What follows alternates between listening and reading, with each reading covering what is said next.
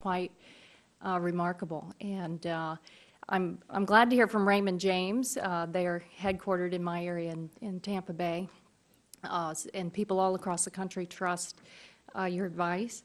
And you were kind enough to do kind of a bullet point presentation. It's very helpful.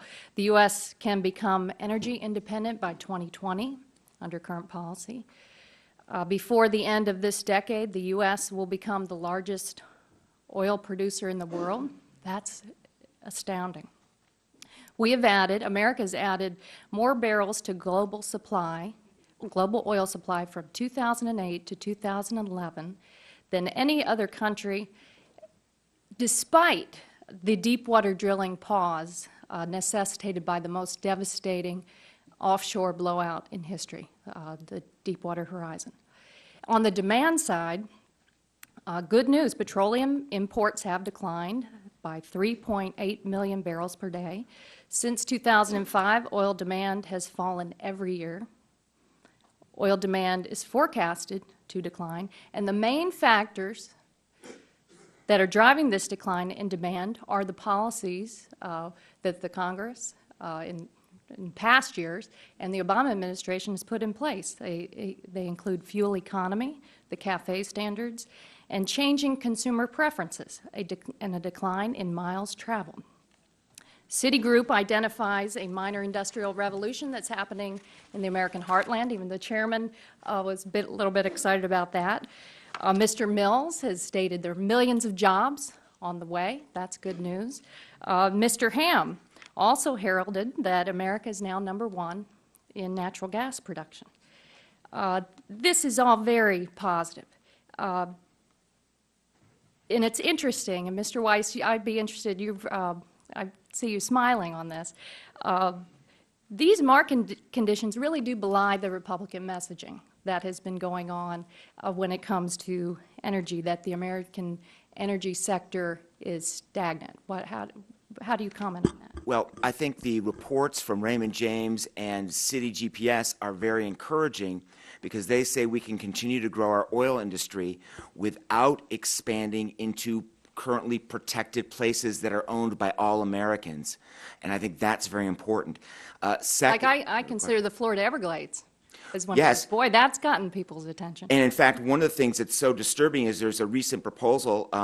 Mr. Ham heads up Mr. Romney's policy shop for energy. The Romney Energy Plan would allow states to decide whether or not to drill in federally owned lands. And one of the places where there are already oil holdings, oil leases held in national park units includes the Everglades along with the Flight 93 Memorial. So conceivably, the state of Florida could allow oil drilling in the Everglades under the plan that Mr. Romney has put together. And that would put a very important ecological and economic resource at risk because, as we know, even drilling done as safely as possible has lots of environmental impacts, including roads, spills, benzene, pollution, all kinds of stuff. Yeah, it's off base and it's not needed, and that's what a lot of the reports, the testimony here today demonstrate.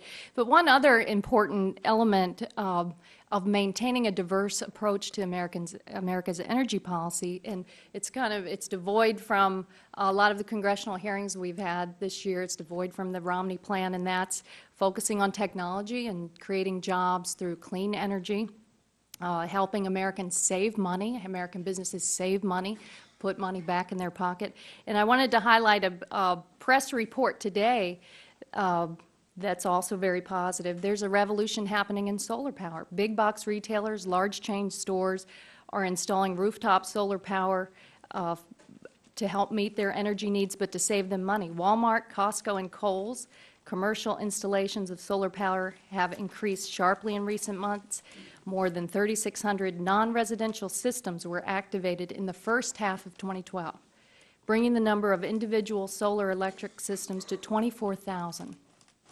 Almost half of the top 20 commercial solar customers are major retailers like Bed Bath & Beyond and Staples. IKEA, one of the chains in the top 20, plans to have solar arrays on almost all of its furniture stores and distribution centers by the end of the year. So that begs the question, Mr. Ham, why in the Romney energy program and policy, is it completely devoid of creating jobs through technology and clean energy? It's so one-sided to oil and gas.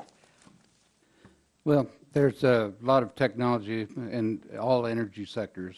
We know that, and it ought to be market-based, and that's what it comes down to, is what the market can afford and will sustain. We're talking about sustainable jobs going forward. And the energy that's produced that's twice as high as everything else may not be there, so it has to come back to what the market can afford. You made a comment, I think, on federal land restrictions. We're not talking, nobody's talking here about federal parks and monuments. We're talking about the 40 acres out there in the 1280 that it takes 10 months to get a permit to drill under, not on, out there in North Dakota.